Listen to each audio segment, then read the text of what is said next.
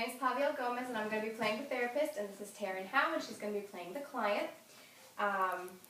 The vignette that we're using is Taryn is a 25-year-old Jamaican woman who is an English teacher at a high school, who was raped about 2 months ago and is now suffering in her work environment, her home environment with her significant other and family and friends, and herself personally. Okay, and we've discussed prior to this session that we've gone over the different therapies, and we both decided that client-centered therapy is going to be the best option for her. Okay. Hi, Taryn. How are you today? Hi, Miss Flores. I'm doing good. What brings you in? Well, about 2 months ago, an incident occurred where I was walking to my car, and I don't want to talk about it, but I was raped, and now I just feel as if, I just don't feel worth much, and I just feel as if, like, whenever my fiance does try to get intimate with me, I just feel so nasty and dirty. It goes backflashes to what happened and stuff, and I don't know what to do, and it's just, my job's suffering from it, and it's very overwhelming. Okay. So what I'm hearing is that you're just feeling really overwhelmed with things that are going on after the situation that happened, the rape, and you're kind of suffering a little bit with work, your personal life, and things like that.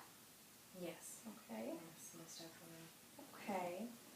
And tell me a little bit more about how you feel with your significant other right now. What kind of things what's happening with that? It's like, I love him to death, of course, but it's just like, on our certain moments, like whenever I feel like we're about to just get maybe a little intimate or just even cuddle a little bit too close, I just feel nasty and dirty, and I feel completely like unpure because of what happened.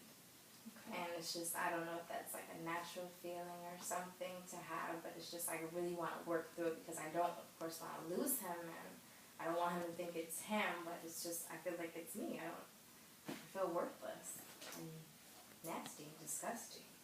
Okay. I can understand that. It's, not an easy situation. The rape is something very complicated, and it's going to make the feelings that you're having are completely normal. Don't feel that, you're different or you're weird, anything like that, because the feelings that you're having, they are normal. Of course, it's going to set you off a little differently and, things like that. But what we're going to do is we're going to try to work on some issues, try to bring you back to feeling a little bit better about yourself so that you can work with your fiance.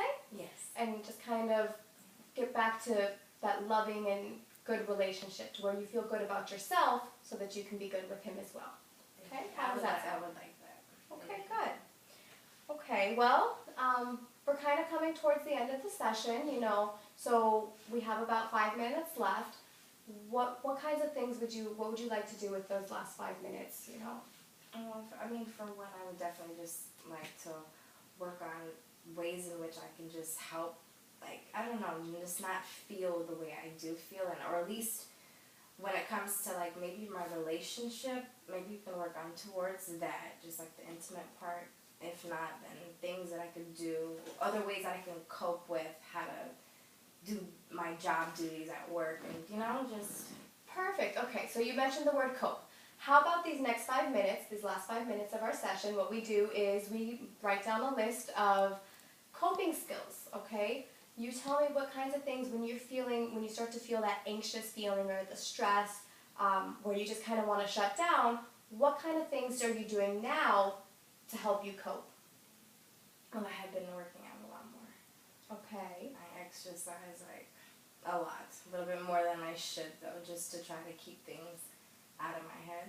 Okay, and exercise is a great way of coping. It's an outlet for us, and it'll help. What other things do you do for coping? I cook. Okay, that's good. Very good. So you cook and you exercise. There's other coping mechanisms such as yoga. That's another kind of stress and meditation. It helps clear your mind and relax your body a little bit so that you're kind of off into a different area so that you can just deconnect, decompress, okay?